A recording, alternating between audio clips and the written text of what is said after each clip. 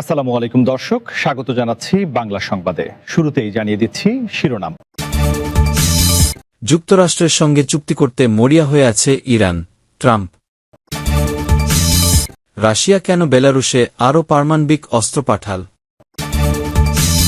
যুদ্ধবিরতির দ্বারপ্রান্তে ইরান যুক্তরাষ্ট্র, কয়েক ঘণ্টার মধ্যেই আসতে পারে ঘোষণা। হরমুজ প্রণালী নিয়ে মার্কিন পররাষ্ট্রমন্ত্রীর প্ল্যান বির ডাক। ইরানের পথে পাকিস্তানের সেনাপ্রধান আসিম মুনির। মার্কিন প্রেসিডেন্ট ডোনাল্ড ট্রাম্প দাবি করেছেন, ইরান বর্তমানে যুক্তরাষ্ট্রের সঙ্গে একটি নতুন চুক্তিতে পৌঁছানোর জন্য তীব্রভাবে চেষ্টা করছে। ওয়াশিংটনে হোয়াইট হাউস থেকে সরাসরি সম্প্রচারিত এক বিশেষ ব্রিফিংয়ে অংশ নিয়ে তিনি এই মন্তব্য করেন। বক্তব্যের শুরুতেই মার্কিন সামরিক শক্তির শ্রেষ্ঠত্ব তুলে ধরে প্রেসিডেন্ট ট্রাম্প বলেন, আমাদের কাছে এই মুহূর্তে বিশ্বের সবচেয়ে শক্তিশালী এবং সেরা সামরিক বাহিনী রয়েছে। এ সময় তিনি ভেনেজুয়েলার রাজনৈতিক সংকট এবং ইরানের বিরুদ্ধে মার্কিন প্রশাসনের সাম্প্রতিক কৌশলগত পদক্ষেপ ও সামরিক তৎপরতার প্রসঙ্গ টেনে আনেন। ইরানের বর্তমান পরিস্থিতি এবং মার্কিন নিষেধাজ্ঞার প্রভাব উল্লেখ করে ট্রাম্প বলেন, ইরান এখন একটি চুক্তি করার জন্য মরিয়া হয়ে উঠেছে।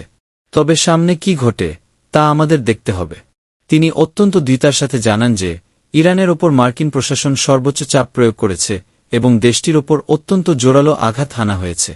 প্রেসিডেন্ট ট্রাম্প এই কঠোর পদক্ষেপের পক্ষে যুক্তি দিয়ে বলেন, আমাদের সামনে এটি করা ছাড়া আর কোনো বিকল্প বা উপায় ছিল না, কারণ ইরান কোনো অবস্থাতেই পারমাণবিক অস্ত্র তৈরি বা অর্জন করতে পারে না।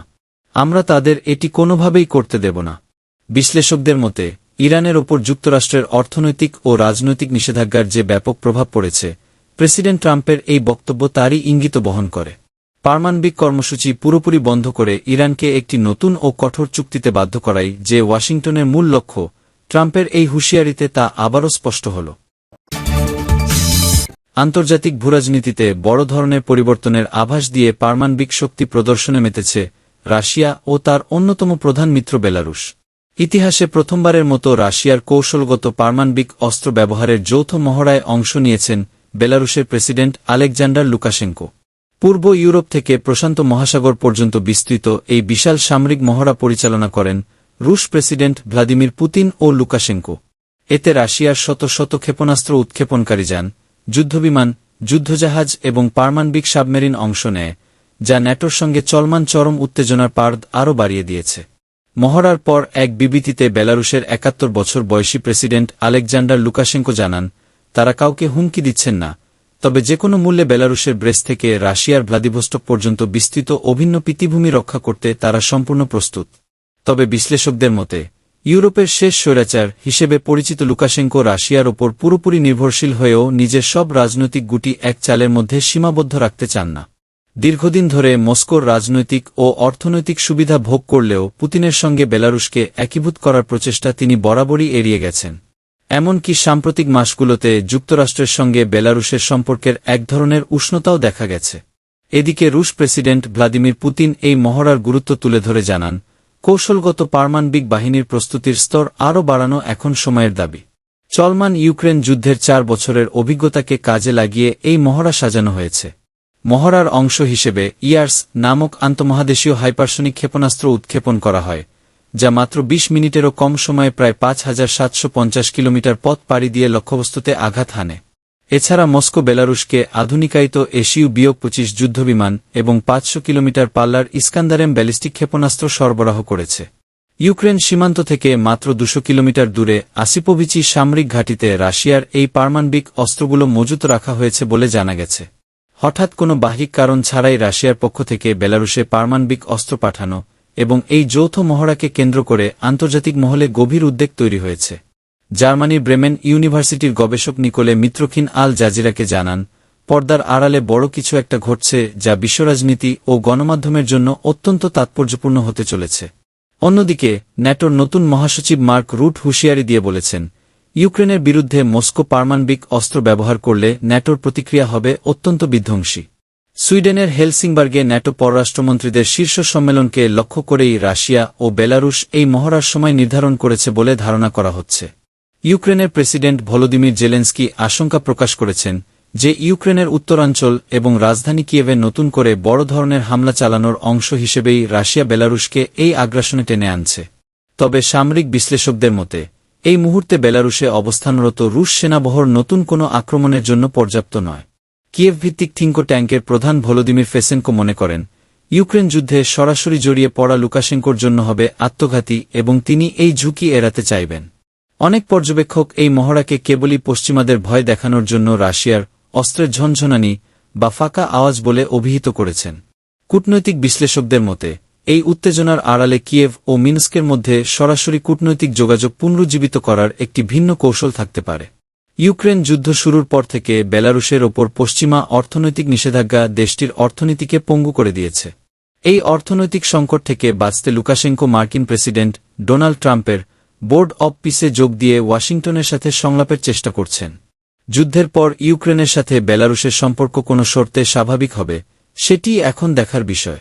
তবে বিশ্লেষকদের একাংশ সতর্ক করে বলেছেন, একনায়কদের সিদ্ধান্ত সবসময়ই অনিশ্চিত, তাই বেলারুশের এই যুদ্ধে সরাসরি জড়িয়ে পড়ার ক্ষীণ ঝুঁকি এখনও শেষ হয়ে যায়নি। যুক্তরাষ্ট্র ও ইরানের মধ্যে চলমান উত্তেজনা প্রশমনে একটি চূড়ান্ত চুক্তি স্বাক্ষরিত হতে যাচ্ছে। পাকিস্তানের মধ্যস্থতায় তৈরি এই খসড়া চুক্তিটি আগামী কয়েক ঘণ্টার মধ্যেই আনুষ্ঠানিকভাবে ঘোষণা করা হতে পারে বলে বিশেষ সূত্রে জানিয়েছে দুবাইভিত্তিক সংবাদ মাধ্যম আল আরাবিয়া। আল আরাবিয়ার হাতে আসা চুক্তির খসড়া অনুযায়ী উভয় পক্ষই জল, স্থল ও আকাশপথ সহ সব ক্ষেত্রে একটি তাৎক্ষণিক, ব্যাপক ও শর্তহীন যুদ্ধবিরতিতে সম্মত হয়েছে। এই চুক্তির আওতায় ওয়াশিংটন ও তেহরান একে অপরের সামরিক, বেসামরিক কিংবা অর্থনৈতিক অবকাঠামোতে কোনো ধরনের হামলা না চালানোর পারস্পরিক প্রতিশ্রুতি দিয়েছে। একই সঙ্গে সমস্ত সামরিক অভিযান বন্ধের পাশাপাশি দুই দেশের মধ্যকার চলমান মিডিয়া যুদ্ধ বা প্রচারণামূলক লড়াইও স্থগিত করা হবে। চুক্তিতে একে অপরের সার্বভৌমত্ব, আঞ্চলিক অখণ্ডতার প্রতি শ্রদ্ধা প্রদর্শন এবং অভ্যন্তরীণ বিষয়ে হস্তক্ষেপ না করার ওপর বিশেষ জোর দেওয়া হয়েছে। বৈশ্বিক বাণিজ্যের সুরক্ষায় আরব সাগর, হরমুজ প্রণালী এবং ওমান সাগরে নৌ চলাচলের স্বাধীনতা নিশ্চিত করার নিশ্চয়তা দেওয়া হয়েছে এই খসড়ায়। চুক্তি বাস্তবায়নে কোনো ধরনের জটিলতা তৈরি হলে তা নিরসন এবং সার্বিক পরিস্থিতি পর্যবেক্ষণের জন্য একটি যৌথ তদারকি ব্যবস্থা বা মেকানিজম গঠন করা হবে। খসড়া প্রস্তাব অনুযায়ী চুক্তিটি আনুষ্ঠানিকভাবে ঘোষণার 7 দিনের মধ্যে দুই পক্ষ নিজেদের মধ্যকার অন্যান্য অমীমাংসিত সমস্যাগুলো নিয়ে আলোচনা শুরু করবে। চুক্তির শর্তগুলো ইরান যথাযথভাবে মেনে চললে তার বিনিময়ে দেশটির ওপর আরোপিত মার্কিন নিষেধাজ্ঞাগুলো পর্যায়ক্রমে প্রত্যাহার করে নেওয়া হবে। এই পুরো প্রক্রিয়াটি আন্তর্জাতিক আইন এবং জাতিসংঘের সনদের ওপর ভিত্তি করে সাজানো হয়েছে, যা দুই পক্ষ আনুষ্ঠানিকভাবে ঘোষণা করার সাথে সাথেই কার্যকর হবে। অবশ্য এই চুক্তি নিয়ে এখনই চূড়ান্ত মন্তব্য করতে নারাজ ওয়াশিংটন। বৃহস্পতিবার 21 মে মার্কিন পররাষ্ট্রমন্ত্রী মার্কো রুবিও সাংবাদিকদের জানান যে আলোচনায় কিছু ইতিবাচক লক্ষণ দেখা গেছে। তবে তিনি স্পষ্ট করে দেন, তেহরান যদি হরমুজ প্রণালীতে কোনো ধরনের টোল বা শুল্ক ব্যবস্থা চালু রাখার চেষ্টা করে, তবে এই সংকটের কোনো সমাধান হবে না। উল্লেখ্য, গত 28 ফেব্রুয়ারি যুদ্ধ শুরু হওয়ার পর ইরান কৌশলগতভাবে অত্যন্ত গুরুত্বপূর্ণ এই নৌপথটি অধিকাংশ জাহাজের জন্য কার্যত বন্ধ করে দিয়েছিল। রুবিও আরও বলেন, আমি অতিরিক্ত আশাবাদী হতে চাই না। আগামী কয়েকদিন কি ঘটে তা আমাদের দেখতে হবে। এদিকে রয়টার্সের বরাতে জানা গেছে, আলোচনার টেবিলে দুই দেশের মধ্যকার দূরত্ব অনেকটাই কমে এসেছে। তবে ইউরেনিয়াম সমৃদ্ধকরণ এবং হরমুজ প্রণালীর নিয়ন্ত্রণ নিয়ে এখনও কিছু বিষয়ে মতদ্বৈধতা রয়ে গেছে বলে বৃহস্পতিবার জানিয়েছেন এক ঊর্ধ্বতন ইরানি কর্মকর্তা। তা সত্ত্বেও পাকিস্তানের কূটনৈতিক তৎপরতায় দীর্ঘদিনের এই অচলাবস্থা কাটানোর ক্ষেত্রে একে একটি বড় অগ্রগতি হিসেবে দেখছেন আন্তর্জাতিক বিশ্লেষকরা। হরমুজ প্রণালী পুনরায় উন্মুক্ত করার ক্ষেত্রে সম্ভাব্য জটিলতা বা চ্যালেঞ্জ মোকাবিলায় একটি বিকল্প পরিকল্পনা বা প্ল্যান বি প্রস্তুত রাখার আহ্বান জানিয়েছেন মার্কিন পররাষ্ট্রমন্ত্রী মার্কো রুবিও। সুইডেনের হেলসিংবার্গে আয়োজিত এক বৈঠকে ন্যাটো মিত্রদের সঙ্গে এই বিষয়ে বিস্তারিত আলোচনা করেন তিনি। মার্কিন পররাষ্ট্রমন্ত্রী জানান, হরমুজ প্রণালীতে যদি কেউ সংঘাত বা গুলিবর্ষণ শুরু করে, তবে পরিস্থিতি সামাল দেওয়ার জন্য আন্তর্জাতিক সম্প্রদায়ের কাছে একটি সুনির্দিষ্ট বিকল্প পরিকল্পনা থাকা অত্যন্ত জরুরি। ইরানের প্রতি ইঙ্গিত করে তিনি বলেন, আদর্শগতভাবে একটি নির্দিষ্ট সময়ে তাদের এই প্রণালী উন্মুক্ত করে দেওয়া উচিত। তবে ইরান যদি শেষ পর্যন্ত প্রণালীটি খুলে দিতে অস্বীকৃতি জানায়, তখন উদ্ভূত পরিস্থিতিতে কি পদক্ষেপ নেওয়া হবে সেটি এখন বড় প্রশ্ন এবং সেই অনুযায়ী প্ল্যান বি সাজাতে হবে। ইরান প্রণালীটি বন্ধ রাখলে মার্কিন যুক্তরাষ্ট্রসহ অন্যান্য সংশ্লিষ্ট দেশগুলোকে অবশ্যই এর বিরুদ্ধে কার্যকর পদক্ষেপ নিতে হবে বলে উল্লেখ করেন রুবিও। তবে এই প্রক্রিয়ায় সামরিক জোট ন্যাটোর সরাসরি জড়িত হওয়া উচিত কিনা সে বিষয়ে তিনি স্পষ্ট করে কিছু বলেননি। চলমান আলোচনা বা সমঝোতার অগ্রগতি নিয়েও কথা বলেন মার্কিন পররাষ্ট্রমন্ত্রী। এ প্রসঙ্গে নিজের আগের মন্তব্যের পুনরাবৃত্তি করে তিনি দাবি করেন, মার্কিন মধ্যস্থতাকারীরা অত্যন্ত কঠিন কিছু মানুষের সঙ্গে আলোচনা চালিয়ে যাচ্ছেন। আলোচনায় কিছুটা অগ্রগতি হলেও এখনও চূড়ান্ত কোনো সিদ্ধান্তে পৌঁছানো সম্ভব হয়নি উল্লেখ করে রুবিও আশা প্রকাশ করেন যে পরিস্থিতির পরিবর্তন হতে পারে, তবে তা নাও ঘটার আশঙ্কা রয়েছে। যুক্তরাষ্ট্র ও ইরানের মধ্যে সম্ভাব্য ঐতিহাসিক চুক্তির খসড়া চূড়ান্ত হওয়ার খবরের মধ্যেই এবার উচ্চ পর্যায়ের একটি নিরাপত্তা প্রতিনিধিদল নিয়ে তেহরান সফরে যাচ্ছেন পাকিস্তানের প্রভাবশালী সেনাপ্রধান জেনারেল আসিম মুনির। পাকিস্তানের স্বরাষ্ট্রমন্ত্রী গত ৩ দিন ধরে ইরানি কর্মকর্তাদের সাথে তেহরানে উচ্চ পর্যায়ের রুদ্ধদ্বার বৈঠক করছেন। স্বরাষ্ট্রমন্ত্রীর এই সফরের পরপরই আকস্মিকভাবে সেনাপ্রধানের তেহরান যাত্রা বৈশ্বিক রাজনীতিতে নতুন সমীকরণের জন্ম দিয়েছে। কূটনৈতিক ও সামরিক বিশ্লেষকরা এই সফরকে দুটি ভিন্ন দৃষ্টিকোণ থেকে দেখছেন। অনেকের মতে, স্বরাষ্ট্রমন্ত্রীর নেতৃত্বে গত ৩ দিনের বেসামরিক আলোচনা হয়তো কোনো চূড়ান্ত সিদ্ধান্তে পৌঁছাতে পারেনি, যার ফলে সৃষ্ট জটিলতা দূর করতে খোদ সেনাপ্রধানকে হস্তক্ষেপে করতে হচ্ছে। তবে অধিকাংশ সামরিক কৌশলবিদ ও বিশ্লেষকদের ধারণা ভিন্ন।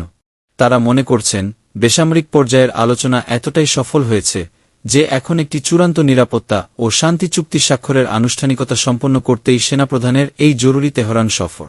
ভূরাজনৈতিক বিশ্লেষকদের মতে, জেনারেল আসিম মুনিরের এই সফর চলমান শান্তি প্রক্রিয়ার জন্য অত্যন্ত ইতিবাচক একটি সংকেত।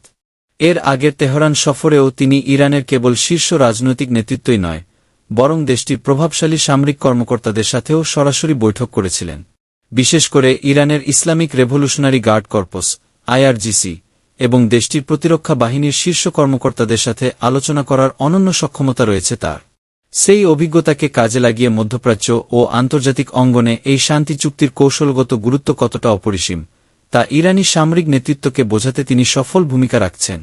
পাকিস্তানের মধ্যস্থতায় ওয়াশিংটন ও তেহরানের মধ্যে যখন একটি ব্যাপকভিত্তিক যুদ্ধবিরতি ও নিষেধাজ্ঞা প্রত্যাহারের খসড়া চুক্তি ঘোষণার কাউন্টডাউন চলছে, ঠিক সেই মুহূর্তে পাকিস্তানি সেনাপ্রধানের এই তেহরান সফরকে চুক্তিটি চূড়ান্ত রূপ দেওয়ার শেষ ধাপ হিসেবেই দেখছে আন্তর্জাতিক মহল।